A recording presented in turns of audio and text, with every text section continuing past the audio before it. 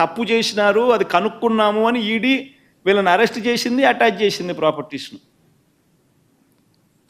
చంద్రబాబు నాయుడు గారి ట్వీట్ ఏందని, చంద్రబాబు నాయుడు గారి అఫీషియల్ వెబ్సైట్, టీడీపీ అఫీషియల్ వెబ్సైట్లో చంద్రబాబు నాయుడు అంటాడు న్యాయం గెలిచింది అంటాడు. నాకు ఆశ్చర్యం అనిపించింది, అసలు ఈ మనిషి అబద్ధానికి రెక్కలు కట్టడంలో ఏ రకమైన స్పెషలిస్ట్ అంటే. అబద్ధానికి రెక్కలు కట్టడంలో ఈ మనిషి నిజంగా పిహెచ్డి తీసుకున్నాడు.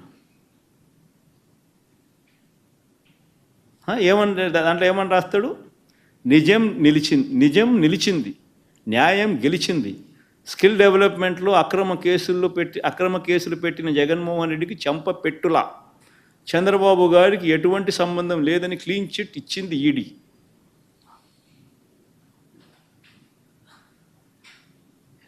ఎవరికన్నా నిజంగా ఏమన్నా బుద్ధి జ్ఞానం, ఏమనుకుంటున్నాడు?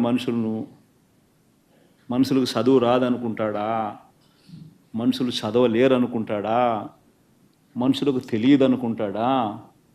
ఎంత ఈనాడు, ఆంధ్రజ్యోతి, టీవీ5 ఎంత మీడియా సామ్రాజ్యం ఆయనకు ఉంటే మాత్రం, ఎంత గోబల్స్ ప్రచారం ఆయన చేయగలుగుతాడన్న అతి విశ్వాసం ఆయనకు ఉంటే మాత్రం ఈ మాదిరిగా వక్రీకరించడం అన్నది అసలు ఎవరు చేయగలుగుతారు? ఈ మనిషిని ఇదే స్కామ్కి సంబంధించి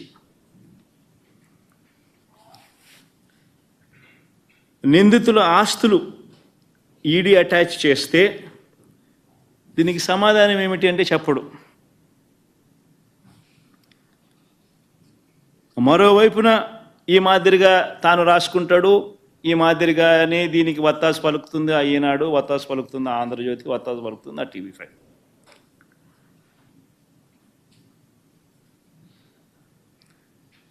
అది వచ్చిందో బయటికి రాలేదో ఈడీ ప్రెస్ నోట్ ఈ మాదిరిగా చంద్రబాబు నాయుడు తన ప్రచార మాధ్యమాలతో అబద్ధాలకు రెక్కలు కట్టి ఈ మాదిరిగా ప్రచారం చేస్తారు.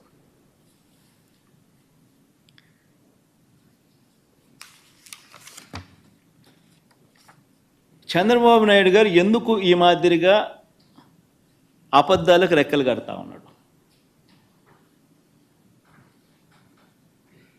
అసలు ఈడీ ప్రెస్ నోట్లో ఎక్కడైనా క్లీన్ చిట్ అనే మాట ప్రస్తావన ఉందా?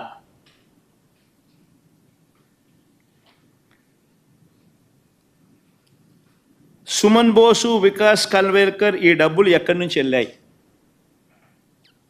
వీళ్లకు ఈ డబ్బులు ఎవరిచ్చారు?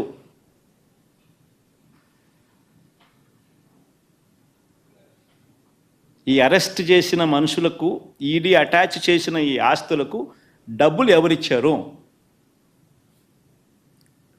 చంద్రబాబు గారు 13 చోట్ల సంతకాలు పెట్టి 371 కోట్ల రూపాయలు విడుదల చేయడం వాస్తవం కాదా? సీమెన్స్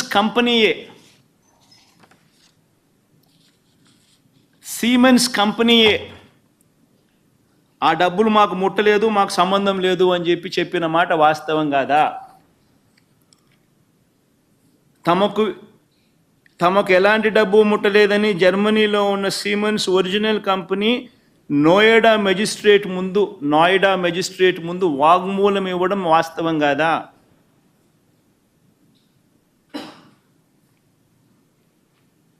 అంతేకాకుండా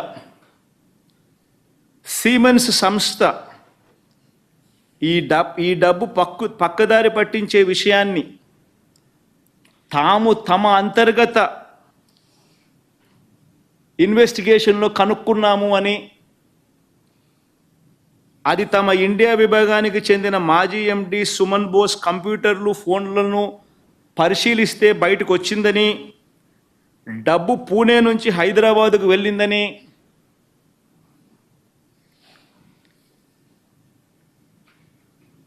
సాక్షాత్తు సీమెన్స్ తమ ఇన్వెస్టిగేషన్ రిపోర్టులో వాళ్ళు షేర్ చేసుకొని ఇవ్వలేదా?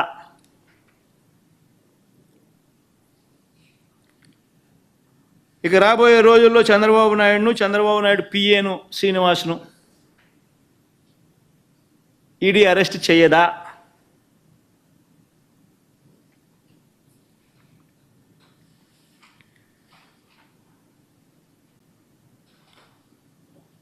ఇలా బయటకు పోయిన డబ్బులు దారి మళ్లించిన మాట వాస్తవం కాదా?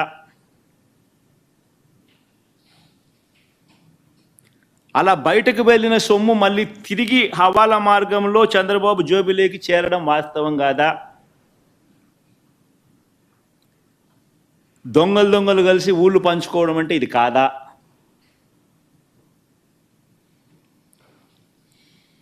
ఐఏఎస్ అధికారులు ఇద్దరు మెజిస్ట్రేట్ ముందర, I repeat this word, magistrate ముందర 164 సెక్షన్ 164 కింద వాంగ్మూలం ఇచ్చారు.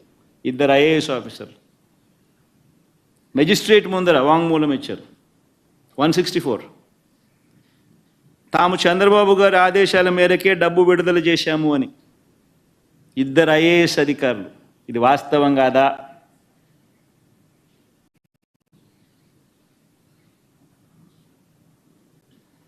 మరి ఎన్ని కనిపిస్తూ ఉంటే కళ్ళ ఎదుటే చంద్రబాబు నాయుడు ఏమంటాడు?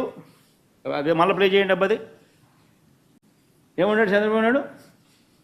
న్యాయం గెలిచింది, న్యాయం గెలిచింది, నిజం నిలిచింది, న్యాయం గెలిచింది. స్కిల్ డెవలప్మెంట్లో అక్రమ కేసు పెట్టిన జగన్ రెడ్డికి చంప పెట్టులా, చంద్రబాబు గారికి ఎటువంటి సంబంధం లేదని క్లీన్ చిట్ ఇచ్చింది ఈడీ అని చంద్రబాబు అంటాడు. అసలు ఇంత దారుణమైన స్కామ్, కంటికి కనిపించే విధంగా ఆధారాలు,